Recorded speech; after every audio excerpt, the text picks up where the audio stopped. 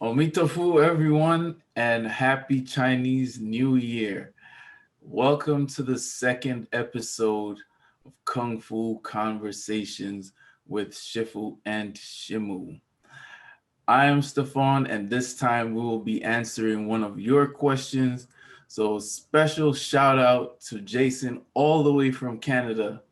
And he asks, can you discuss the challenges of teaching and learning Kung Fu during the current pandemic, and if virtual Kung Fu training is a viable method of learning in the future? Thank you for that great question. It's definitely been difficult for a lot of us to get into a new groove. And in this episode, we will help you and show you that you don't have to miss a step. So stick around till the end and let's get into it. Omitafu Shifu Stefan. Shimo. So as we begin, to reference the question, what challenges have you both faced training during this time? Hmm. Yes, at the beginning, we are dealing with a little challenge and confusing. I keep telling to the students, my right is your left. Your left is my right. Yes, Shifu, that was my, I would say, biggest challenge as well. And so that conjured up a image in my head, and it's that opening scene from a movie, Johnny English 2. Reborn. Reborn. Okay. So this is the scene. I don't know who have seen this movie. Is where Johnny English is practicing martial arts in a monastery, and he's with his kung fu brother training a form. And there he was, his master's in the front, and he's lined up among his kung fu brother, and they doing this pattern, and everyone is turning one direction, and all of a sudden he realizes that he's on the wrong direction, and he slowly turned his body around so he's in the right direction.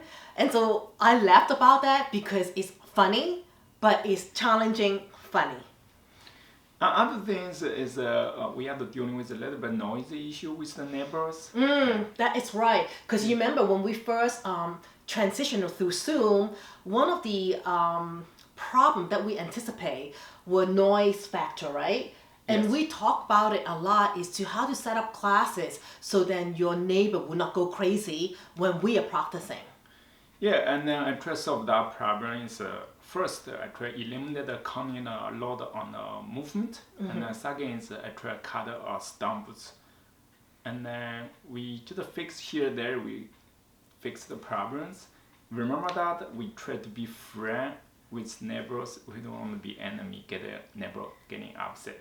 That is true. Now, talking about training at home, I also caught our student was tidying up the apartment doing training. So I also found that it's a little bit more difficult to concentrate, right? Yeah, we first couple classes, I even call the students, open the closet door and then fix the apartment during the class in between the break. That's so silly.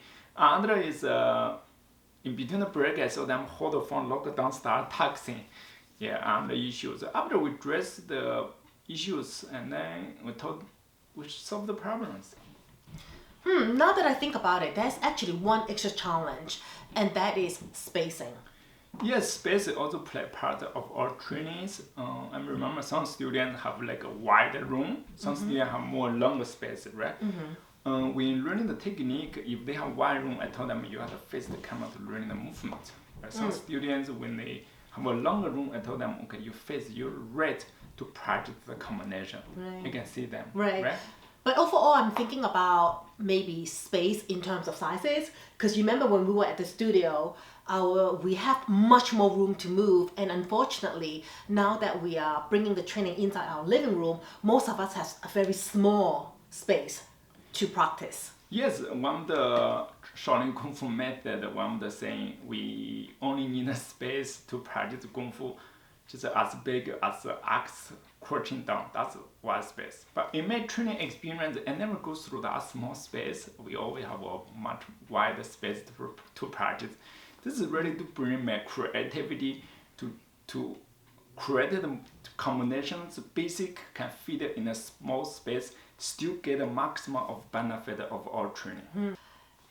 And Stefan, what was your experience like transitioning from in-person training to the online training classes?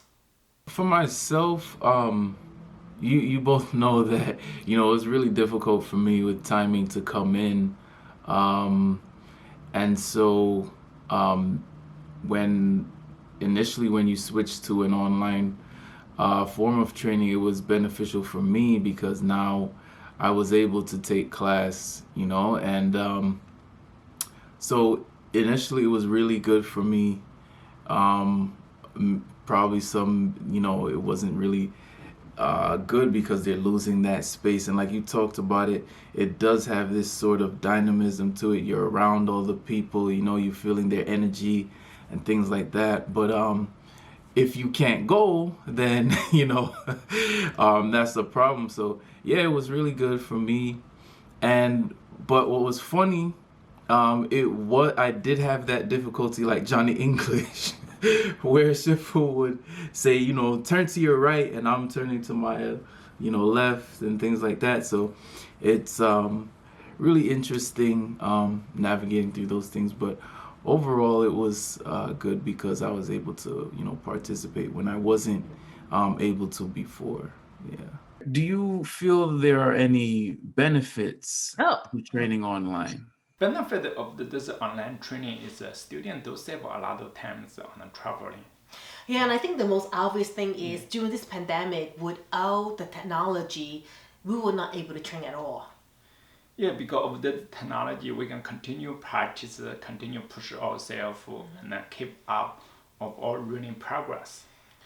And again, I think the connection that we could build is essential because during this chaos, we were able to maintain a stable routine, something that we could ground ourselves with. One thing is really surprises with our students, they make great progress. You can see that their stances, flexibility, really improving, also strength, right? Okay. Oh, what about the fact that we are now able to teach students that is not locally in New York City? Yeah, we actually, because of this, we have students from different cities, different states, different countries. So I'm just wondering, Shifu and Shima, what do you both think about this method of training going into the future? Will it be a viable form of training for your students? Okay. I think this is definitely going to be viable training in the futures. Just because we not see each other, right? We can still get to learning for the detail, for the material, for the what's supposed to be. We're supposed to think we still do the same, right? Nothing change our philosophy of our training. Nothing to change our challenge. We still have, just because no one is in front of you, but there are somebody watch you. We still get that push, get that quality continue going challenge.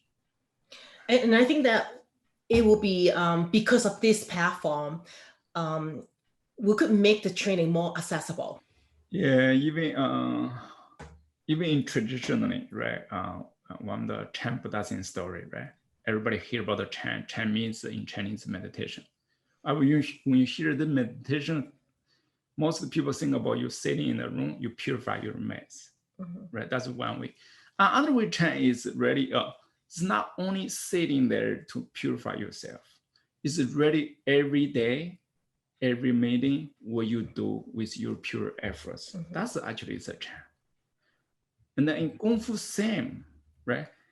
Kung Fu is really living in your heart. It's not where, I'm in China, I'm in New York, I'm in European country, kind of learning. Yeah, we could. If someone willing to teach you, find the right person, you will continue make progress.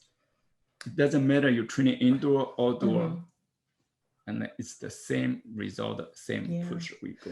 And I think that it really resonate to me, like our ancestor 1500 years ago, and they continue adopting their style, their way of teaching, and to teach us a lesson that, adaptation is always necessary, because if you are unable to adapt or unwilling to learn, then you stop caring, you stop motivating. All right, this has been another great conversation. So, is there anything else you would like to say to our listeners? I want to invite everyone to subscribe if you haven't done so. And of course, hit the notification bell down below. And please do send us your question and your thought. We would love to hear from you.